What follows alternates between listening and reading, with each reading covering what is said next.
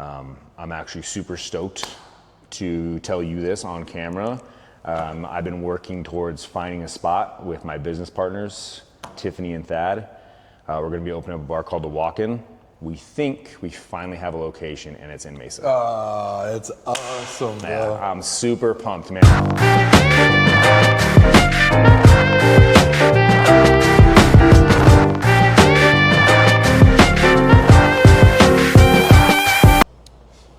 All right, welcome to, okay, let me do this one more time. I'm gonna cut that out. Welcome to episode 2 of Main Street Mixology, my brand new YouTube series about interviewing bartenders in Arizona. Today is my second guest. His name is Chris Rodgers. He was actually supposed to be my first guest, but we had a schedule miscommunication. And I'm super excited that we're able to do this. I want to start off with my first question is, can you introduce yourself and tell us where you're working right now? How's it going, everybody? First off, I'm super stoked to be here with Mike. I absolutely love this guy, and I love what he's done in his community. That's what we should all be trying to do as bartenders. We're not just here to sling, we're here to grow with everybody, so I dig it, man. Hell yeah.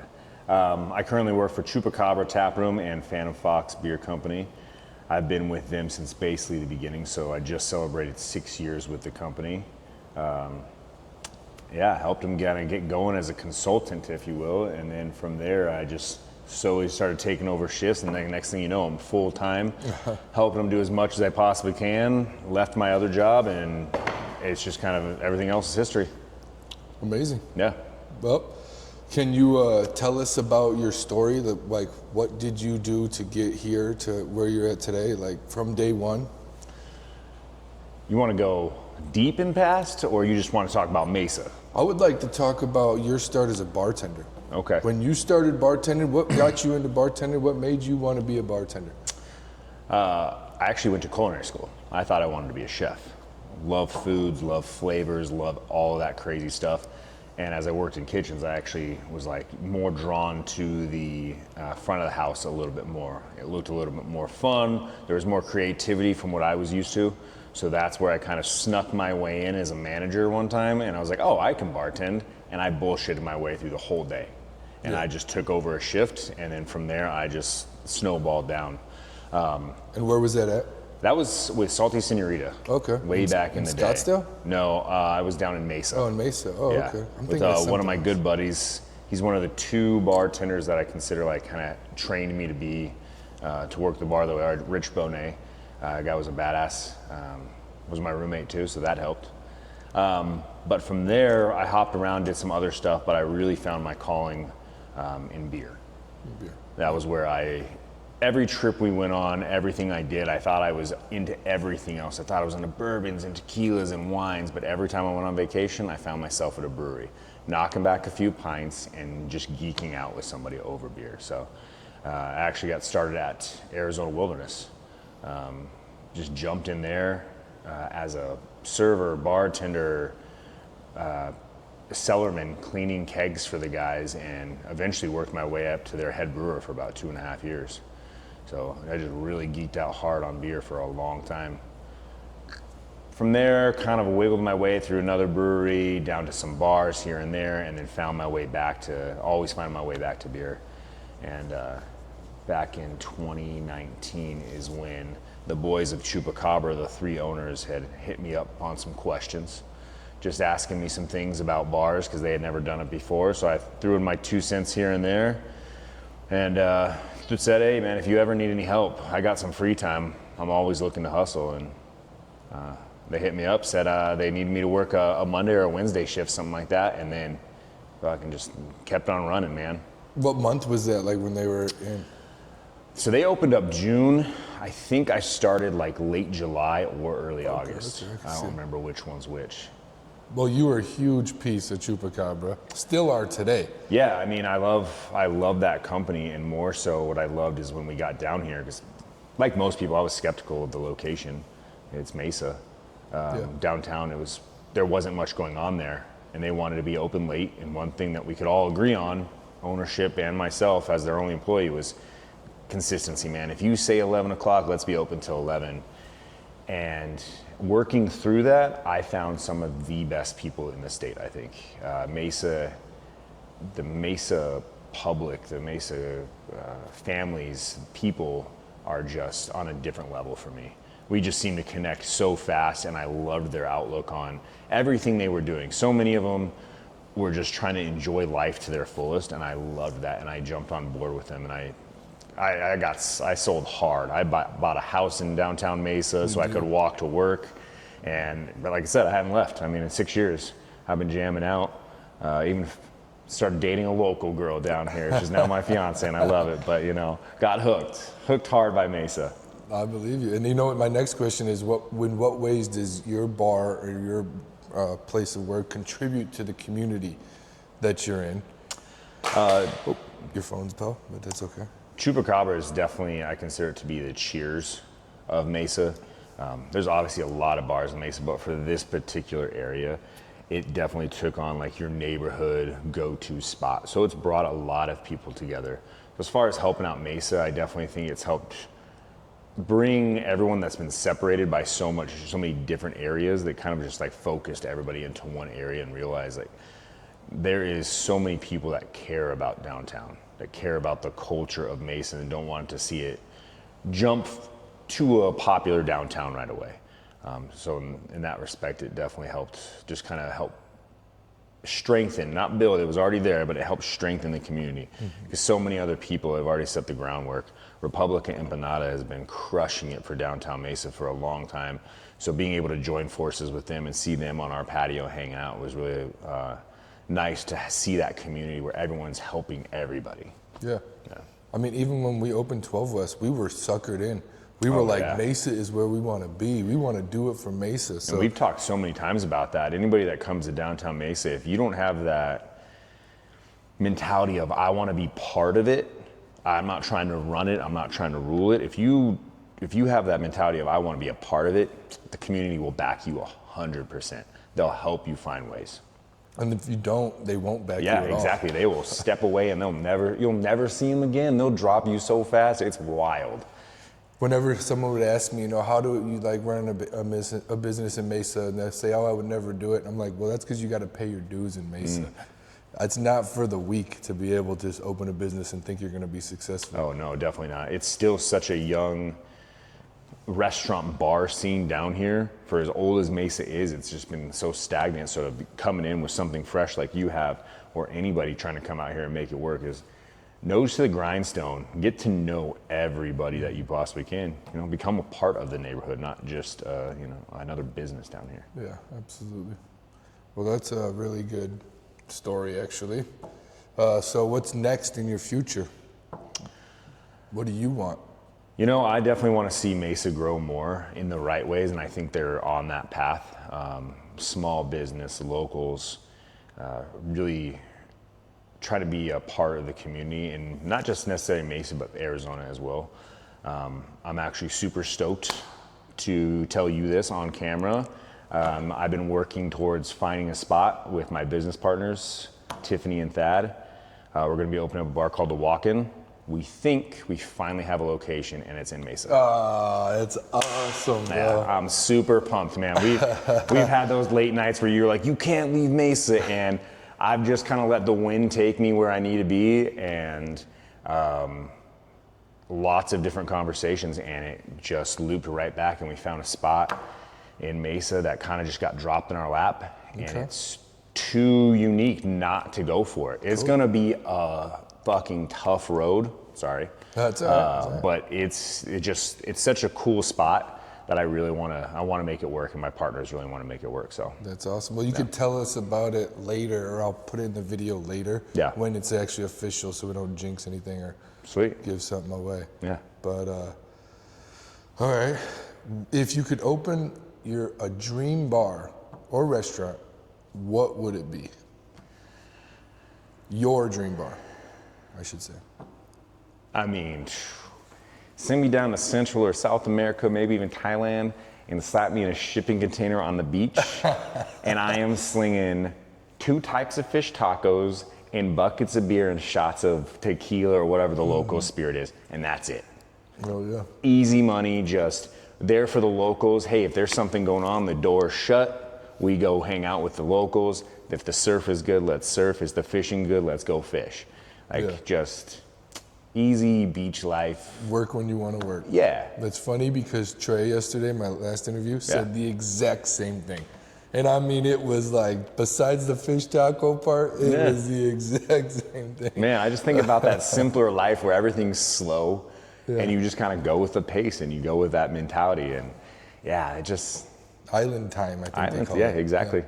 Hell yeah. Well, that's a good dream bar. I think that would be a lot of bartenders' dream bar, actually. Yep, I would imagine so. That to work in this industry, at least in our area, I feel like we all hustle so hard and for so long. You're just like, man, we can't wait to slow down. Yeah. I don't know if we can. Yeah, no, I agree. My knees hurt. I am ready to slow down. Yeah. Oh, my body's definitely hurting, man. I'm just under 40, and it's catching up real quick. Late nights are not my favorite anymore. Well, who in this industry has inspired you or has been a mentor to you? And it could be one person or it could be 100 people. You know, I think part of my success anywhere I go, or as long as I've been doing this, is finding someone along the way every step. I've had a couple different managers that were great to help me when I was younger. I had 2 bartenders, Gary and Rich. They kind of showed me some ropes. One of my old managers at Postino is actually Morgan. She was a hard ass, but she always drove into it, like always be hustling. So definitely. So along the way, you just find somebody that's killing it along the way and learn from them. Take a little bit of what they had and try and apply it to my style. One of my business partners, Tiffany, is one of those people. We've known each other 15 years now, and we've worked together on and off that entire time. And she just has this very nurturing side of her, but also ruthless. Like, business is business. Yeah. Let's get it. And I love that. So being able to partner up with her is going to be nice to actually work together for ourselves. Yeah, another learning experience. Exactly. And the whole thing. We'll be learning a lot together, but she's done some stuff before, and she ran Cotton and Copper as a business, and I'm stoked to see what she learned there and how that translates to our business. So. Well, we have a Cotton and Copper ex-bartender as well, and he's fantastic, so it should be pretty good for you. Yeah, I would say. I'm stoked. So what did you want to be when you grew up? Was it a bartender? It was not. I went to culinary school, obviously, but long before that, I actually wanted to be a NBA superstar and then use my fame to become president of the United States. Fire, you would have been amazing. In this day and age, it would have worked. You would have done great.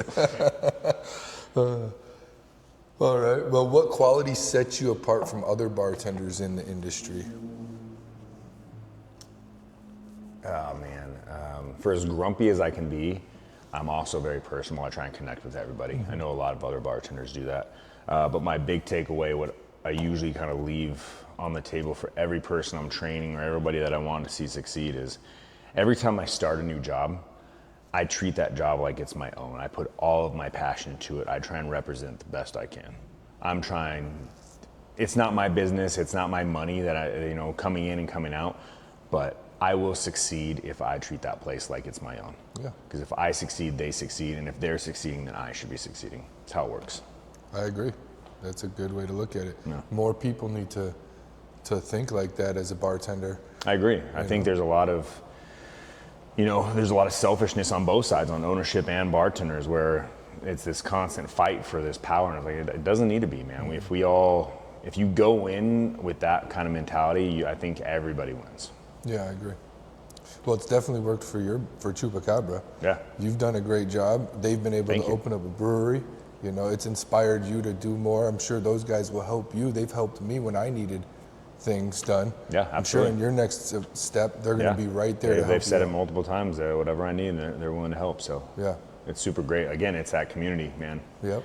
Right. Rising tide, all that jazz. It's good stuff to have people around you, especially once you get to know each other. Mm-hmm. It's seeing you grow from 12 West, just on Mesa's block, from 12 West, and then you rocked over at Chupacabra with Orvid, and now you're doing your own thing. It's like, and everybody along the way just keeps growing with you and moving along. Well, thank you. Thank you. Man. All right, well, what advice would you give to someone thinking about becoming a bartender? Start from the bottom, be humble, work hard. That's 3 good points right there. That's it, man.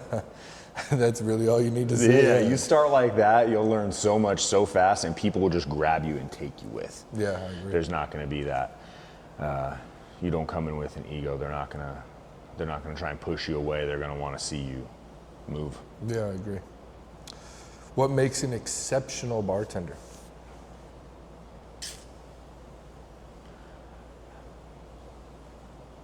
Yeah, I like attentiveness. I like a bartender that moves fast and knows what's going on all around him. I think at the end of the day, it's just that personality, you know. A lot of them have it, most of them don't, but it's just getting it, you know. Yeah.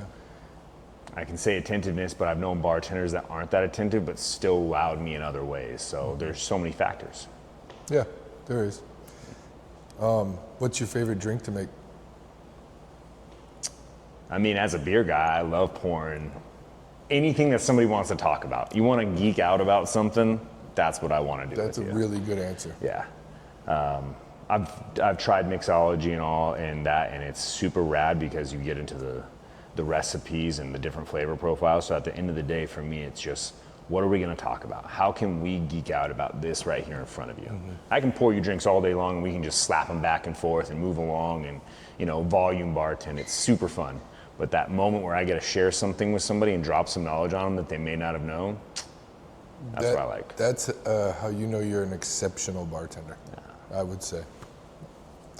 What's their go-to drink if you're on the other side of the bar?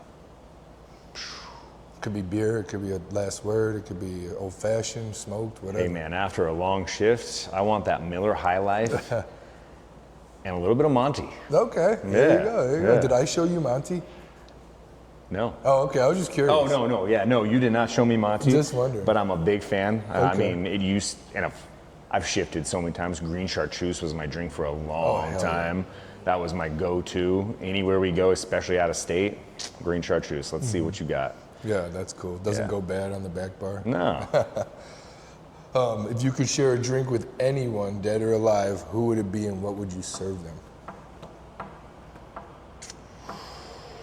That's a hard one. That's a hard one. If you can't do it, it's fine. Oh man, there's a lot of people I would love to share a beer with. At the sake of sounding really stupid, hanging out with my fiance on a patio, drinking a beer, I'm good. There you go. That's a great answer. Yeah. She's gonna love to hear that. Go on vacation, crack open a cold one, or you know whatever it may be, and just hang out and share the day. I'm pretty content with that. That's a good answer. Really good answer. All right. Well, how has Mesa supported you? Which is an easy answer. We all know. Yeah, I mean everybody supports in Mesa. You know, just like we talked about, if you buy in and you're there for them, they're going to be there for you in so many ways. I love the people down here. The community is great. The business owners have all shared something with me that they want to see or that they want me to do.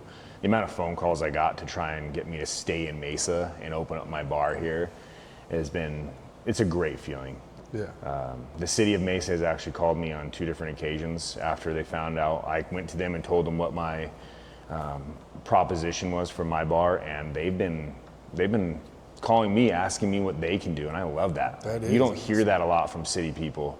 So again, that small community that Mesa is. That's really cool. Yeah. Like, I don't think anyone in Tempe can say that. No, not that I've heard of, unless you're dropping big money. They don't care. You know, I'm a little guy. I'm a small fish in a big pond. You paid your dues in Mesa, and so now they want to make sure that you get to the next, that they want to keep supporting you, I guess, along the way. And that's Mesa gave me a community.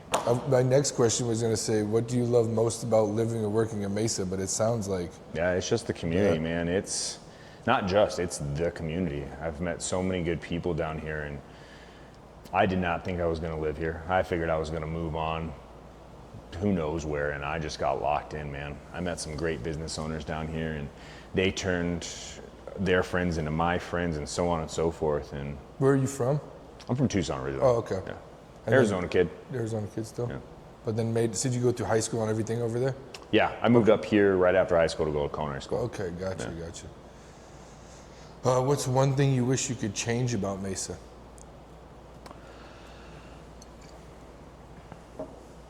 Parking. Parking. That's My a God, good answer. man. Yeah, how are you going to build a city like this and try and push people into it and then take away all the parking? That's a really good answer. I hope they hear this. I hope so too. How could you contribute to that change? Be more proactive in the governmental side, make my voice heard. I definitely don't do enough of that. I kick back and relax, and I live down here, so I might as well start showing up to some of those meetings and voicing my opinion. That's a good point. I don't think enough people will do that. No. They just say, "Rrr." Yeah, And I'm that's definitely one of those people. I'm all crispy about it. I'm like, I don't want to walk 100 yards in the sun, but I'm still not the guy showing up to the meeting. So until I do that, I really can't say much. Yeah, that's fair. What's one local business everybody needs to know about?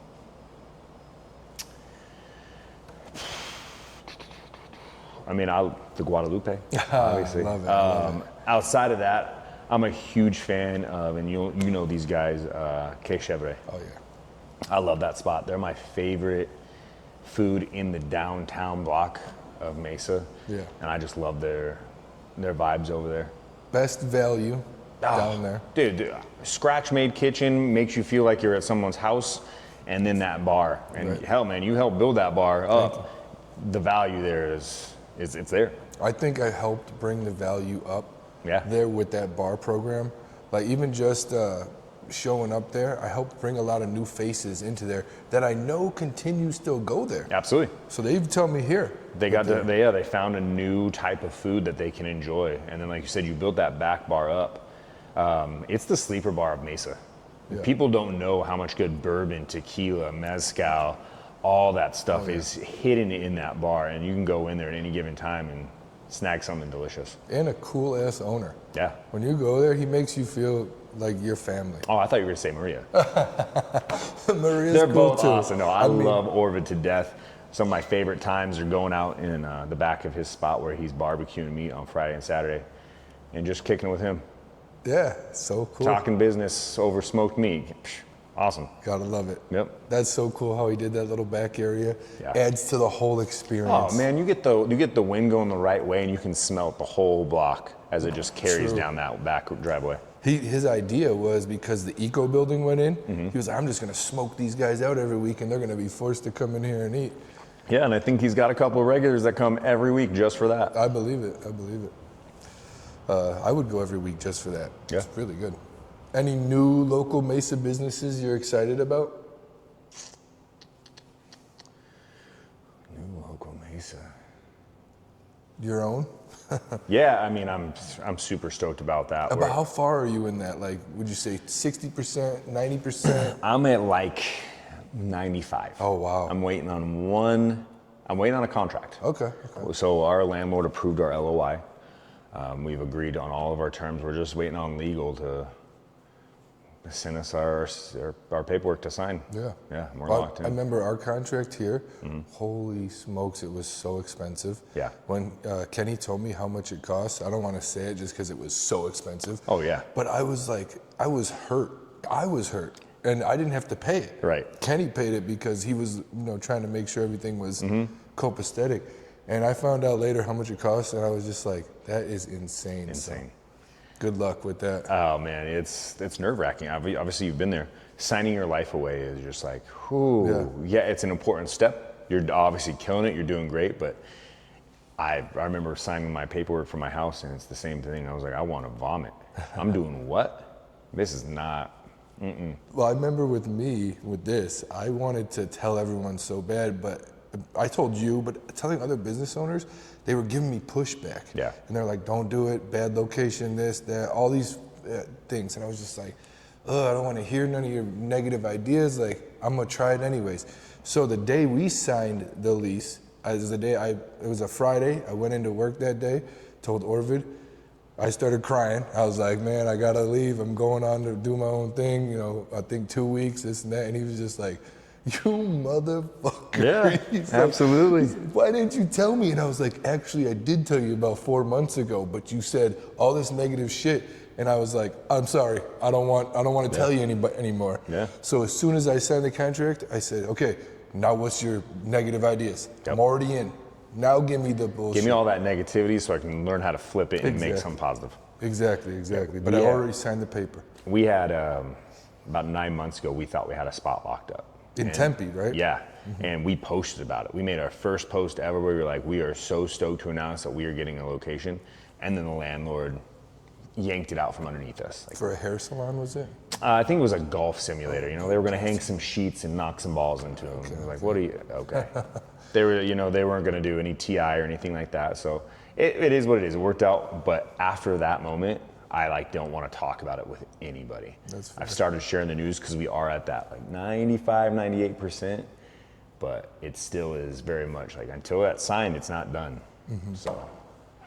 I got one question for you, which I hope it doesn't, or I hope you can answer this, but is it close by at least? It is. Nice. So I'm not on Main Street. We're looking to be about a half a mile off. Oh, that's sick. So it's definitely going to be its own spot, and it's not really walking distance, but it's still in the hood. Yeah, I love it. I love it, which is so good. Anyone that doesn't know, he wanted to move to Tempe to open up a vinyl shop. Is that still part of the deal? Yeah, so it's still going to be craft beer, craft wine, and then vinyl. Okay. So we're all going to be kind of chipping in, but I'm going to be running the craft beer side of things, focusing a lot on wild fermentation. My business partner Tiffany is going to be focusing on the wine and bringing in more natural wines to Arizona. And then our business partner Thad, he's a vinyl DJ. And so we're going to have a huge vinyl selection for people to browse, buy, and listen to. That's sick. Yeah. That's a big thing now. I buy vinyl now. Oh, same. I'm into it. Just the music component of a bar to me is so important for the vibe. Having somebody there can help curate that list already just sets us up, I think. Yeah. You know, for the vibe anyways. I agree. I saw someone selling plants in the bar the other day. You should look into that. Exotic plants, $600. And they're just in the place. If I could keep plants alive, I'd be down for it. I struggle with that, so. That's the hard part. But plants are a big aspect too, because you know, it's oxygen, that's just like freshness, I guess you could say. Our whole concept or design has been grandma's basement. Okay. So cool. having plants down there, it'll probably be like one style of plant that just flourishes, but we need it in there for that fresh component. So yeah. Cool. Well, that's cool. And the other thing is everyone begged him, including me. I annoyed the hell out of him. I texted him multiple times and said, "Do not leave. Here's 3 reasons why you shouldn't leave." Like, I really wanted to see you stay in Mesa, and the fact that you're 95%, was just like, hell yeah, good shit. You know, there's a lot of other factors. I don't want to step on anybody's toes. The guys over at Chupacabra, you know, I want to respect their business, and I definitely did not want to be as close as I am looking to be. But again, when something falls in your lap like that, it was just one of those locations I can't say no to. The idea, the concept. It ties back in a little bit of that history of Mesa with this location, and I'm hoping to kind of bring that around and just help lift Mesa up higher. Amazing. Yeah. Really good. I think that they'll understand, and Chupacabra's niche is the heart and soul of downtown Mesa. Mm-hmm. I don't think anyone can replace that. I don't think so either. And we had our conversations about it, and we talked it out, and that was one of the big things. My Chupacabra it's the cheers, man. It's the go-to spot. You might venture out and hit some other spots, but you're always going to come back to that spot. That's where I go. Yep. That's my spot. If anyone ever asks me the best bar to go to, I'm saying Chupacabra. Yeah. So, and it's probably because you guys all make me feel like family. I don't even think I could pay for a beer there. I try, it doesn't work. But, all right. Anyways, that was about the extent of the questions that I had, like about your personal history. These are more about your favorites and like what you think is the best in everywhere, but Mesa for the most part. Yeah. What's your favorite restaurant? Doesn't have to be in Mesa, but what is your favorite restaurant? My favorite restaurant in the valley is Glyban. Oh, Glyban's. I'm a sucker for Thai food, and that Thai food it just hits everything for me. The environment on the inside being so quaint and tiny, and everything is good. The bar's good. Yeah, the cocktails are delicious, and then the food comes and it's got that like street vibe to it. Small bites that you share with people, and the Penang curry is unreal. I don't know if I've had that one. When I went there, I used to know the bartender, Maxwell. He doesn't work there anymore. Mm-hmm. And I would he'd be like, "Let me order for you," and he would do all this stuff. and I've never had a bad thing there. Yeah, once. I think my first time there was with Max, and we did the same thing. Like, just send it, man. Yeah. What do you want us to have? He's running Quartz Bar now in downtown Phoenix, which is now really blowing up, really doing well, right by the Van Buren. If you're ever going to a show at Van Buren, try to go there first. All right. So you know. Nice. What's your favorite beer? I'm more of a style guy than a favorite specific beer. I'm a sucker for a good low alcohol West Coast IPA. Okay. Give me something piney, bitter, hoppy. Like a day drinking IPA, basically. Yeah. Yep. Okay. Cool. What's your favorite cocktail? The paper plane. Oh, okay. Dude. Hell yeah. I like it on the rocks though, because otherwise I drink them too fast. Fair. I think I've always had you make it on a big rock for me. Thank you. Because I will take that thing down. That's fair. That's a good point. I hate coupe drinks. Yeah. I'm like that. Like the that, espresso yeah. martini. I'm like, okay, you're doing a really good job probably I'm because you're trying. talking. Yep. What's your favorite mural or piece of art in Mesa? Oh man, that's a good one. You like that one? Well, Mesa's full of art. Oh, there's so much art around. Absolutely. I do love. I don't know his name, but the gentleman that owns Obey, the clothing company and art company, he just did a bunch of murals over at the Mesa Arts Museum on the outside. Wait, right here in the center? Mm-hmm. Really? Yeah, it just got it. unveiled a couple months ago. They're absolutely phenomenal. They really brighten up that space because, as you've seen, it's just kind of gray block everywhere. And then he's got 3 pieces on there that are fantastic. I gotta see that. I Yeah. didn't even know that. Well, that's cool. What's your favorite place to take out-of-towners that are visiting Mesa?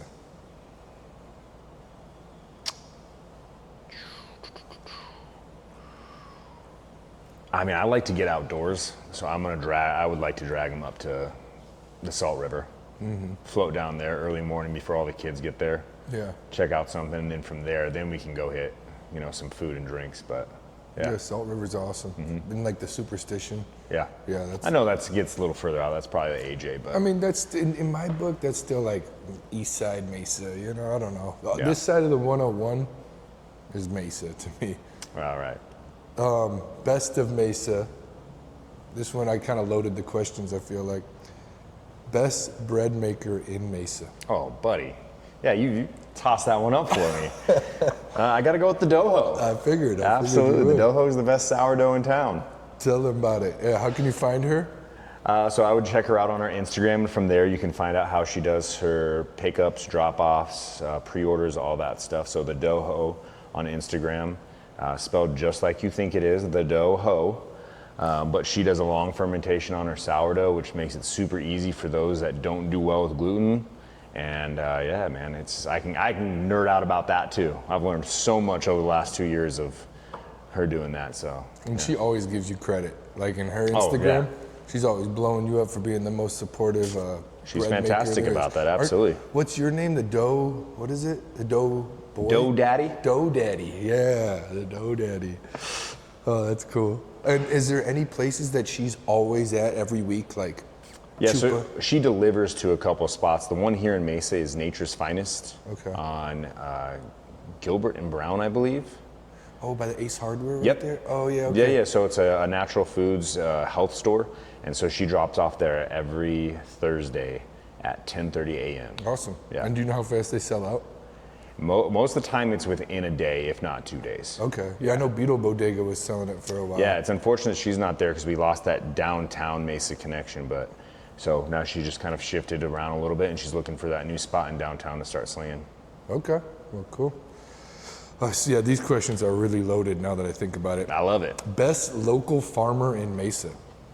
Well, I only know one, and he's killing it. Just Farm, or they are killing it actually, because it's a husband-wife team. So Just Farm is, the right off of, I think, First Street, and right there in the heart of downtown in a little tiny space. And they are just, Emily and Jake are, they're doing a great job. They're just about getting ready to start their new crops. Okay. So I'm stoked to see what they have for us this year. We were using their arugula, their radishes, their spring mix, their carrots. I'm trying to think. Man, their radishes and their carrots, we'd go to the farmer's market to grab them and then just basically walk in the house crunching on them. Yeah, like Bugs Bunny. Yep. What's the best brewery in Mesa? I'm a sucker for Phantom Fox. I know I work there, but Valerie does this. She likes the brew the same styles of beers I like. I like those dry West Coast beers and crisp pilsners, and she does all that, and she knocks them out. She's a wealth of knowledge. Like, that's somebody I can really talk to about beer. And she cares. Yeah, she like really cares. And I don't know. I hope she can win an award once or soon for best brewer in Arizona, because she really does care. Yeah. And she's putting those guys on the map. Not that they weren't already on the map. But for beer, yeah, for the brewery scene, yeah, she definitely is. You know, their scene was Tap House, and now it's a whole different world. And without her, I mean, if you don't have a brewer, you got holes in a wall, I guess. So she's really crushing it for them. She's a wealth of knowledge. She's got some great experience. She knows a lot of great people. What's going on with the building next door? I saw that they were taking over part of that. Yeah, so I just found out about it too, and it's exciting stuff. They were able to acquire half of that old coffee shop right there, Jared's, and they're going to turn part of it into more prep space for both brewery and kitchen, and give Valerie an actual office, so now she can kind of geek out with lab equipment. Yeah. And then the other half of it will be a little more of like spillover room, weekend space, private parties, things like that. That is smart, actually. Really good idea, because Dan could use it. Oh, yeah. Oh, man. There's sometimes where that guy's mixing dough in the walk-in in a jacket because he doesn't have anywhere to work, so. Yeah, that'd be really a blessing for him to be put in there. What's the best pizza in Mesa? I guess we're kind of on that subject. That's hard though, because it really depends on which kind of pizzas I'm going for, in my opinion. I love Goat and Ram's crust because it's got that garlic in there, and his flavors are wild. But sometimes I like a little bit of a thinner crust, so I'll head over to Mike's. It's really just hit or miss. And then if I'm going for ambiance, I'm going over to LJ's right down here. LJ's, I haven't been there. It is a mom and pop shop that's been there for, I want to say, like 30 years. And they changed locations, and they're right off of Main Street, but it's a BYOB. You go in and they straight up tell you, like, this isn't fancy pizza, but it's gonna be like crunchy and delicious, and that's what you get. I gotta see this. Yeah, it's LJ's. Yeah, LJ's. I never know the street. I just know it by the look. But you know where Fraser District is? You got the ham bone, and across from that is Fraser, the Fraser Historical District. It's like on the other side of Fraser, right off of Main. This side of that area. It's a house / pizzeria. They've got like 2 tables inside and like 6 outside. So when the weather's nice, we ride our bikes, bring a 6-pack of beer, and we sit on the patio and eat some pizza and drink a couple beers. I gotta check this place out. Oh yeah, man. I never even heard about it. Well, I hope it's a little hidden gem. That's cool. That's good to know. What's the best cocktails in Mesa? Or should I say, who's got the best cocktails? I would say the Guad. I'd say right here, absolutely. Thank you. We're trying hard. I'm a sucker for your stuff, so it's been hard to find something. Ever since you left downtown, it's been hard to find something that hits my fancy. Yeah, I feel. Well, I mean, Easy Distilling, they're really good with what they do. The one unfortunate part with them is that they only can sell their own alcohol. I can have chartreuse, I can have Montenegro, all these amplifiers, which kind of help. And I enjoy Easy Distilling. I think it's an amazing place. They did a gorgeous job with that space. But I think it's that, as I like a little more variety in my cocktails. That's all. Fair. Espiritu has really good cocktails, especially when Adrian was putting all that together and he was very focused on that. Yeah. You couldn't mess with him. He was winning awards for Bartender of the Year and all that. Well, I did good because I had to change some things this interview, and I took much less time. You did a great job. I still got 2 more things for you. Yeah. First of all, where can people find you? Either Instagram, or I guess we're kind of early on this because I wanted to be able to say wherever your next spot is going to be. Yeah, so we do have our business Instagram up. Okay. So our business is called The Walk-In. The Walk-In. As in a walk-in cooler. At The Walk-In? Yep. Easy. Yeah, super easy. I'll put that in the bottom too. Yeah, beautiful. And then, so if you did give it a date, when do you think you're going to be? Oh man, you've been a part of enough openings. I can't even begin to say that. A year, you think? I would like, yeah. Okay. Estimate. I understand. Like you were talking about the tortoise and hare that was supposed to be going in next to Against the Grain. I think they're still going. They're just having a bunch of trouble with. God, I hope so. Caliber. Yeah. So, because I saw bar tops like getting placed Okay. out and all that, or at least the framing for it anyway. Yeah, I would like to say a year. Okay. I'm hoping to have the keys by September 1st so we can start demo and then build out. Okay. So it really just depends on licensing and permits and so on and so forth. Which it sucks. Yeah. That's why we got so blessed with this, was they did all the permits ahead of time. We were able to close for 10 days and opened it 10 days later. Thank God for liquor license and health inspection getting done in that time frame. Yeah. Worked out beautiful for us. And that's when the city of Mesa has been great because I had to sit down with Jeff McVeigh and I didn't even have the spot. I was just going in for my meetings, first couple meetings, and he was stoked about it and he kind of was like, here's what you want to do. You want to get started here, here, and there. I'm going to try and pull up some paperwork for you so you can have your occupancies and blueprints and all that stuff that the city's going to need anyways. So if you have that stuff, we can really get this moving. And it was really nice to have somebody on your side. That's awesome. Yeah. When we first started, I mean, I've known Jeff McVeigh too from just being in downtown Mesa. Yeah. I mean, he's like the boss of Mesa, downtown Mesa. You want something done in business, let's talk to that man. For real. Well, he's helped us too with just blasting us on like the Mesa emails that they get once a week, and like he brought luncheons here of 20 people. Like he's really Nice. been a Good. benefit to the Guadalupe anyway. And then I guess the last thing I was gonna ask is, you have any question for me? Did you? Yeah, man, where do you guys see the Guad going? So we actually think about this all the time because we're not ready to step away at all. And we don't want to step away. We love doing what we do. Yeah. Like, you know, this is my dream to own a restaurant. So I don't see that happening. I think when we got loans paid and everything's, you know, tightened up and all that, I would like to open up more concepts, and maybe not this style, maybe a breakfast restaurant or maybe a cocktail bar or a tiki bar or whatever. Kitchens kind of deter me away now. I was gonna say, are you guys selling food? We're not going to be selling food, no. Thank God, because selling food makes it just a whole much harder. Your labor costs, your food costs, and then appeasing people too. Oh man, that's the worst. When we get like a bad review or something, man, it stabs me in the heart. Oh, it's got to every time. I see chefs all the time that I know are amazing get bad food reviews. I'm like, that's a lie. Yeah. But you're hurting, and you can't say that. You can't tell anybody that that person is full of it. Yeah.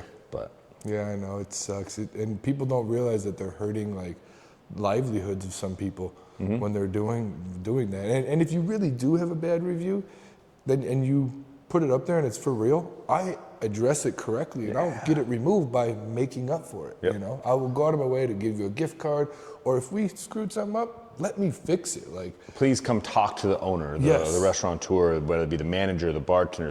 Talk to somebody at that spot. and let if them it know. doesn't get handled correctly, and then be my guest and leave a review.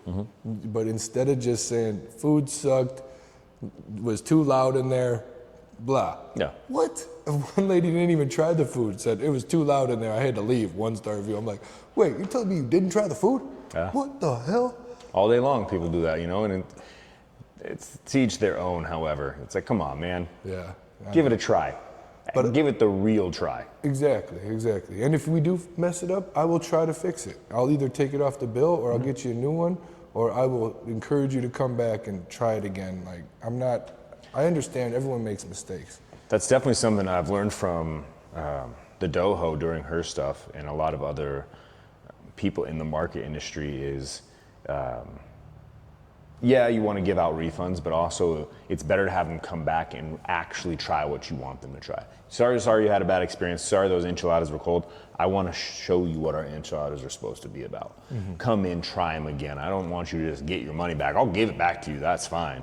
But come in and actually see what we're all about. Yeah, like giving a gift card. Yeah. That gets them to come back again. That's what it's all about. Those little fine things you have to start dialing in now that you're an owner, you're probably like, shoot. Man, yeah, I mean, don't get me wrong, we're having a great time, but it is just stress, like new stress on my body that I don't even know. Yeah. But don't get me wrong, I wouldn't have it any other way. Absolutely. And as you're coming up on year one, Yeah, almost. how you feeling about that? We're 11 days away from 1 year old, I think. Oh, we're loving it. I mean, first of all, we can't believe how successful it's been Yeah. for 1 year, and how much we've really, like, even accountants looking at our taxes and all this stuff, they're like, how are you guys doing this? Like, it's a really good feeling to see everything working in the right way within the first year, and we hope we can keep riding that out. Don't get me wrong, we want to be successful forever, but it's really the people that work here.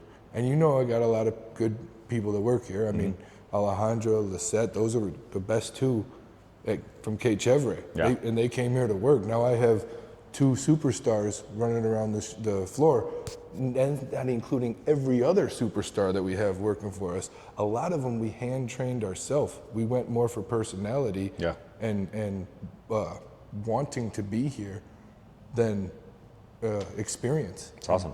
We took our own hands to making experience, and that's really made us, I think that's the difference in here and a lot of other places. Good. Yeah. That's what Phantom Fox has going for him. Yeah, I mean, you can find, it's so much, not that it's easier, but I feel like it's better if you find somebody with the right work ethic. You can train them, you can teach them all you want about cocktails, food, beer, whatever it may be, but if they don't have that right mindset, then it's just another lost person. Yeah. And training is expensive. Yeah, the last thing you want to do is train somebody and have it not work out. That's a lot of time, money, and experience just thrown right out. How many employees do you think you guys will have over there? Right now, none. Yeah. I mean, with such a minimal overhead operation, we want to do it ourselves for the time being and try and get ourselves out of that debt situation, just like you were talking about, pay back the investors. But I mean, eventually growth is what you want. You want to be successful enough, we have to grow. So I would love to be able to, first year, bring in 3 people, 4 people. Yeah. Part of our business plan and our idea behind what we want to do is we do want to be an industry focused bar and not just in taking care of the industry folks that come in for drinks. When we do bring somebody on, we want them to come in and know that they have a future with us forever if they choose. So we will be offering up ownership at some point. It may be 3 years into you working for us, but we want you to be a part. We don't just want you to pass through, have a place to work. If that's what you want, totally fine. But we want like-minded people that want to grow, and we want to give them a place where they can have a future and not just a stop. Yeah, I agree. And even if it is a small piece of ownership, it changes the way you think about it. And even if that small piece of ownership pays out $100 later. You gave them something. Everyone loves a gift, and especially it's something that you earned, you put yourself into, and you got it. And a boss that followed through on it is a whole nother thing. True. Like, man, you followed through, you said you were gonna do this for me, and you did it. It may be 0.5% or a 1% stake in the company, but that's yours. You get to take that with you. It's big. That is a huge thing, huge thing. That's what made me want to change to the next level. 1% they said we would get of 12 of us. Never got it, but oh well. I learned so much from that. I would never take it back for anything. Yeah, learning experience. Yep. Could have been, it was a rough one, but you learned. Yeah, for real. Yeah. Well, thanks again for doing this with me.